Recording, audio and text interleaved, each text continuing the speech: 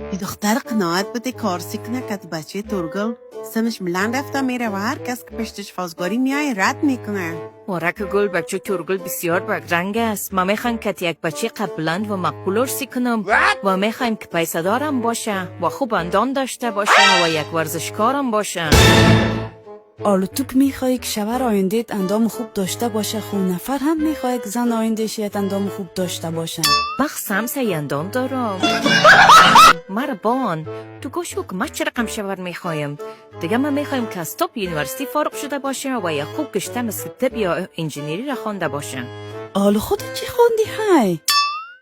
ما لیول 1 انگلیش بیگنر تا بالا میخوانم. مربان تو گوشو که ما چه رقم شوهر میخوایم و دیگه میخوایم که زیادتر وقت که فامیل ما تیر کنه و که فامیل خود کم کنه و اگر فامیلش ازش پول خواست که فامیل خود قطع رابط کنه و دیگه میخوایم که دیگ و جمع جارو رو هم کنه. ما هیچ خوش ندارم هیچ چیزاره و مرا دقل هفته 4 روز رستوران بره و اکثرا مرا سپرایز کنه همراه گلا.